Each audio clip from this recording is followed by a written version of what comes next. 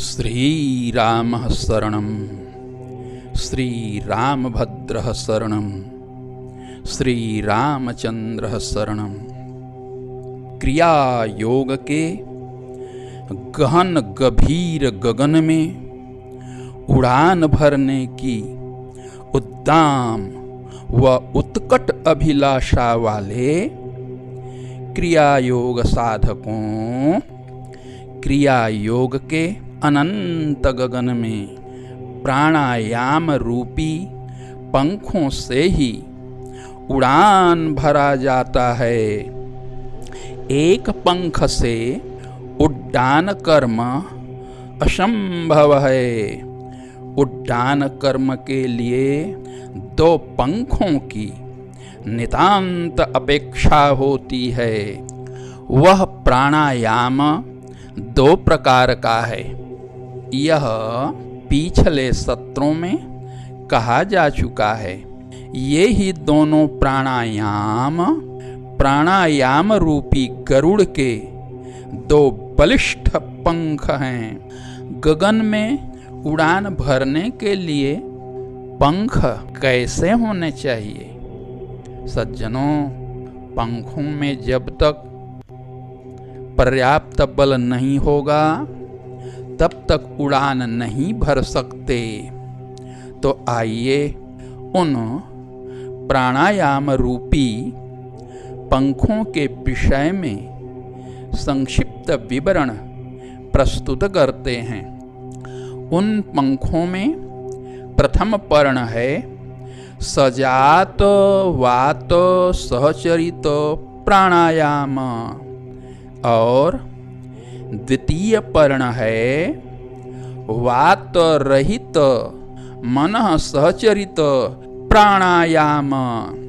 इन दोनों प्राणायामों को अथवा प्राणायाम रूपी पंखों को बलिष्ठ बनाने के लिए नवविध संस्कार, नव प्रकार से वात सहचरित प्राण को नवविध संस्कार सजातवात के लिए विगत सत्र में चर्चित किया गया था। प्राणायाम रूपी पक्षीराज गरुड़ के दोनों सुपर्ण बलिष्ठ होने चाहिए। पहला, सजातवात सहचरित प्राणायाम में एक वार्ता कही गई थी। वहाँ यह कहा था कि वात को समझिए दुग्ध, दुग्ध को जैसे गरम करते हैं, जामन डालते हैं, दही बनाते हैं, उसका मंथन करते हैं, तब उसका सार अंश, दुग्ध सार जिसे मक्खन कहते हैं, उपलब्ध होता है। इसी प्रकार से वात यदि दुग्ध है तो उसका सार क्या होगा? प्राणायाम प्रक्रिया के द्वारा मंथन करके उस वात से निःसृत सार अंश को प्राण कहते हैं। यही प्राण पदार्थ वात का दुग्ध सार है, नवनीत है। जैसे सजात वात सहचरित प्राणायाम का सार प्राण पदार्थ है, उसी प्रकार से वात रहित मनः सहचरित प्राणायाम में भी समझिए। यदि मनस्तत्व दुग्ध है, दुग्ध सदृश है, दुग्ध से निरूपित किया जा रहा है, तो उसका सार अंश क्या होगा? उसका सार अंश होगा चिति तत्व, जिसे क्रिया विशेष द्वारा मंथन रूप कर्म करने से संप्राप्त किया जाता है। तो वात रहित मनः सहचरित प्राणायाम का सारभूत हुआ, माने उस क्रिया से उपलब्ध सार हुआ चिति तत्व। यही दोनों, ये दोनों मंथन कर्म दो प्रकार के सारों को प्राप्त करने के लिए, ये दोनों मंथन कर्म अर्थात प्राणायाम आपको बताया था। ये प्राणायाम की ही विशेष विधाएं हैं, जिन्हें विगत दिवस 9 प्रकार से संस्कारित करने के रूप में सिखाया था। उसे यज्ञ के रूप में निरूपित किया था। अब ध्यान दीजिए, प्रथम प्राणायाम से समुपलब्ध प्राण तत्व और द्वितीय प्राणायाम से संप्राप्त चित्त तत्व, ये ही दोनों विहंगमपति गरुड़ के 2 पंखों के 2 सामर्थ्य हैं, जिनसे क्रिया योग रूपी अनंत गगन में उड्डान भरते हुए विष्णुपद को, क्रिया की परावस्था को प्राप्त किया जाता है। जैसे गरुड़ विष्णु लोक में प्रविष्ट होते हैं, उसी प्रकार प्राणायाम से क्रिया की परावस्था में प्रवेश किया जाता है। अध्यात्म तत्व प्रतिपादक उपनिषदों के मध्य श्रीमद्भगवद गीता का महत्व सर्वातिशायी है। वह क्रिया योग का ही तो ज्ञान पक्ष है, क्रिया योग का ही तो व्याख्यान भूत है। भारतीय जनमन बिहारी श्री कृष्ण मुरारी क्रिया योग के प्राणायाम रूप यज्ञों का निर्वचन करते हैं। उस पर भी जरा ध्यान देवें। भगवान कहते हैं, अपाने जुह्वते प्राणं प्राणे पानं तथा परे प्राणापान गतिरुद्ध्वा प्राणायाम परायणाः अपरे नियताहाराः प्राणान् प्राणेषु जुह्वति सर्वेप्येते यज्ञविदो यज्ञक्षपितकल्मषाः। प्राणायाम रूपी योग यज्ञों द्वारा अपने जन्म जन्मांतर के कायिक, वाचिक, मानसिक रूप तीनों प्रकार के तापों का संहार करने वाले, विनाश करने वाले अथवा संक्षय करने वाले योग यज्ञों के मर्मवेत्ता योगी वृंद कैसे कैसे प्राणायाम से अभिन्न योग अर्थात प्राणायाम रूपी योग यज्ञों को संपन्न करते हैं। इसे वृंदावनानंदन वसुदेवनंदन जगत बंदन श्री कृष्ण भगवान श्रीमुख से इस प्रकार वर्णन करते हैं। कोई कोई योगी अपान में प्राण तत्व का हवन करते हैं, यह एक यज्ञ हुआ। तो कोई कोई योगी प्राण तत्व में अपान तत्व का होम करते हैं, यह दूसरे प्रकार का यज्ञ हुआ। कोई कोई योगीश्वर संपूर्ण इंद्रियों के आहारों को, इंद्रियों के आहार कौन हैं? विषय, जैसे शब्द, स्पर्श, रूप, रस, गंध। तो इन विषयों को संयत रूपेण परिसेवन करते हुए प्राण और अपान की गति को ही निरुद्ध कर देते हैं और प्राणों को प्राणों में ही हवन करते हैं। ये सभी योग यज्ञ करके निष्पाप, निर्मल एवं पवित्र अंतःकरण वाले होते हैं। ये जगत बंदनीय हैं, इनका दर्शन ही पुण्यप्रद होता है। ये तो मंगलों के सुमंदिर होते हैं। क्रिया साधकों, आइए थोड़ा सा इस विषय में प्रवेश करें। सजातवात तो एक ही है, पर शरीर के भीतर अनेक नाड़ियां हैं। नाड़ियों का जाल बिछा हुआ है, उनसे स्थापित, कारित, निष्पादित अनेक संस्थान हैं। ये संस्थान उन्हीं नाड़ियों से बनाए गए हैं।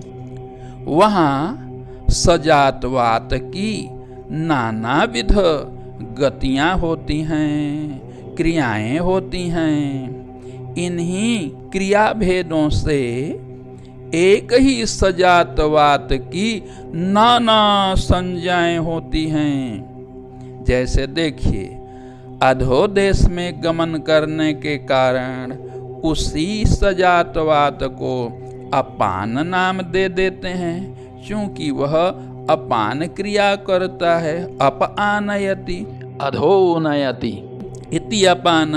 इसी प्रकार देखिए, ऊर्ध्वगमन क्रिया करने के कारण उसी सजातवात को हम उदान नाम देते हैं। समित गमन से समान, इसी प्रकार अनेक नाम हो जाते हैं। हाँ, संसारी लोग इसके केवल 10 नाम ही जानते हैं, जैसे प्राण, अपान, व्यान, उदान, समान।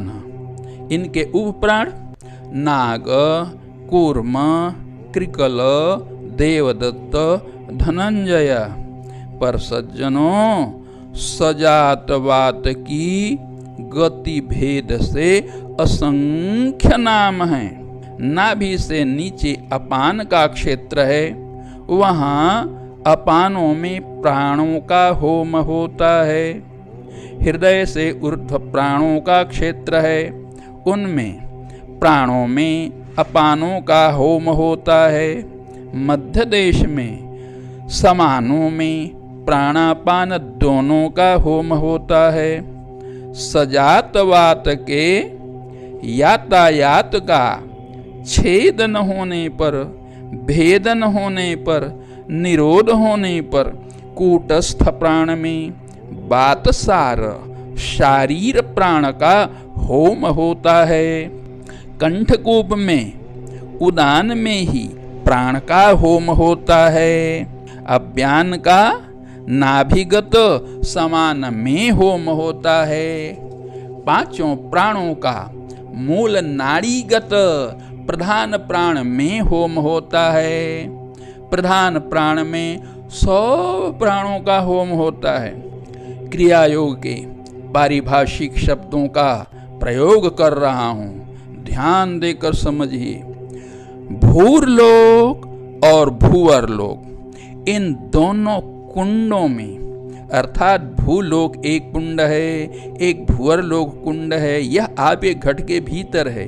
ये सब पारिभाषिक शब्द हैं। इन्हें स्पष्ट इसलिए नहीं बताया जा रहा है कि क्रिया योग की परंपरा से रहित एवं कीर्तिलोलुप बहुत से अनधिकारी व्यक्ति भी हैं, वे समझेंगे नहीं और दूसरों को रास्ता बताने लग जाएंगे। अब आपको कुछ क्षणों के लिए विषयांतर की ओर ले चलता हूँ। एक दिन होत प्रातः फोन आया। हमने विचार किया, इतना प्रातः ब्रह्म बेला में तो किसी का फोन आता नहीं है, लगता है कोई व्यक्ति विपत्ति में पड़ा है, तभी तो फोन किया होगा। यही विचार कर फोन उठा लिया। फोनकर्ता ने अपना परिचय दिया और फोन करने का कारण भी बताया कि मैं गुजरात से बोल रहा हूँ। नाम भी बताया और कहा, आपके द्वारा प्रस्तुत की गई श्वास ध्यान पद्धति को मैंने सुदीर्घ काल तक सुना, देखा और याद भी कर लिया। मैं अब लोगों को ऑनलाइन सिखाने लगा हूँ। बहुत लोग जुड़ गए हैं, अर्थ लाभ भी हो रहा है। आश्रम बनाने के लिए नई भूमि खरीद रहा हूँ, सो आप भी इसमें मेरे साथ जुड़ जाइए। अब आप सभी सोचिए, यह व्यक्ति हमारी पद्धति को दूर से ही केवल देखा, समझा न बुझा और दूसरों को पैसा लेकर ऑनलाइन सिखाने भी लग गया।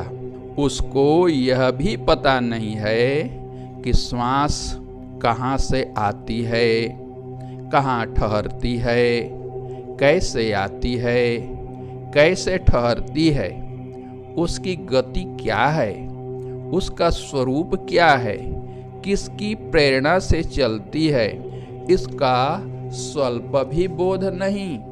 और प्रशिक्षक बन बैठा। यह कहकर मैं उसके हृदय को दुखी तो नहीं करना चाहता, किंतु अध्यात्म पथ के पथिक अनजान भोले भाले लोगों को ऐसे जनों से वंचित होते हुए भी तो नहीं देख सकता। इसी प्रकार मुंबई में प्राण विद्या के शिविर में एक व्यक्ति आता था और वह पूरे शिविर में बैठे बैठे विषय वस्तुओं को लिखता रहता था। एक दिन साधकों ने गूगल में अन्वेषण किया कि प्राण विद्या पर किसी ने कुछ कहा है अथवा नहीं, तो उस समय प्राण विद्या तो कोई जानता भी नहीं था, इसलिए कुछ नहीं मिला।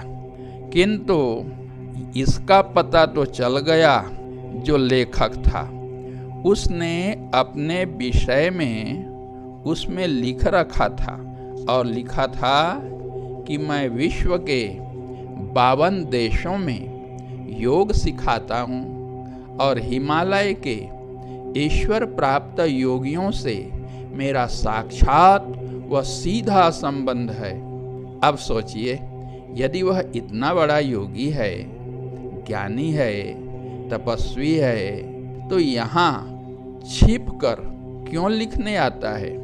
ऐसे ऐसे लोग अविधि पूर्वक अनुचित रूप से विद्या का मोषण करके अपनी कीर्ति की कामना को पूर्ण करते हैं। आप आइए, गुरु परंपरा से संबद्ध होइए और संबद्ध होकर सीखिए, लाभान्वित होइए।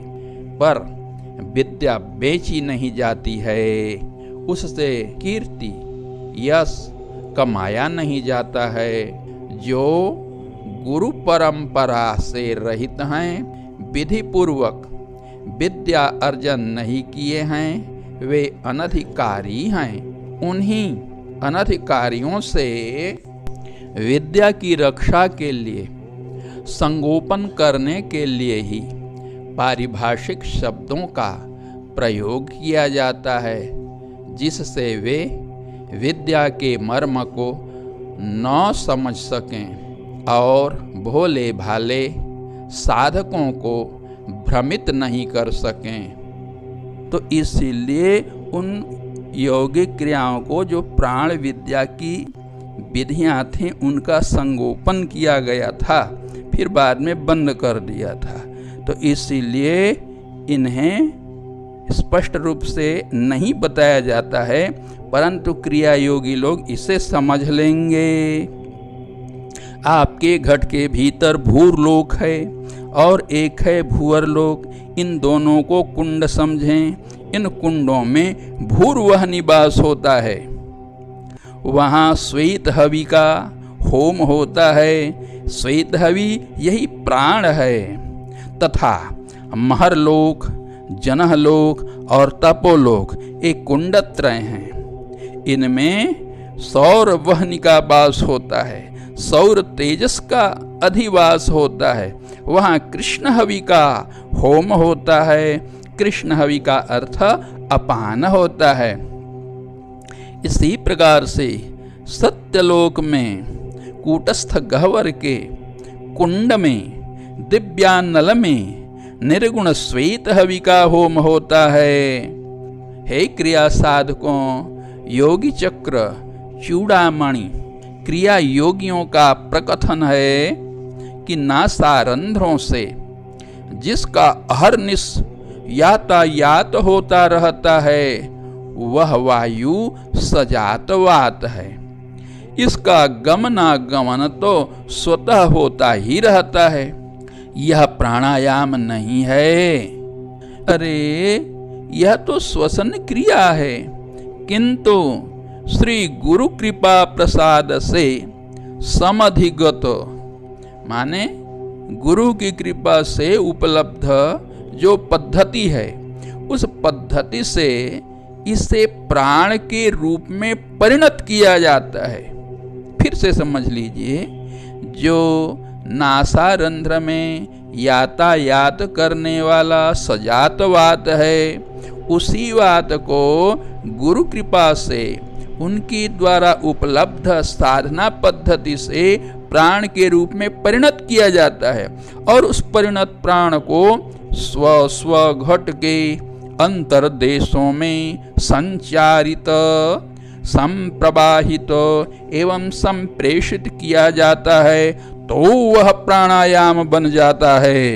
यही प्राणायाम योगियों को अभिष्ट होता है। श्री राम शरणं मम, श्री रामभद्र शरणं मम, श्री रामचंद्र शरणं मम। साधु साधु साधु साधु साधु साधु। गुरुदेव भगवान की जय।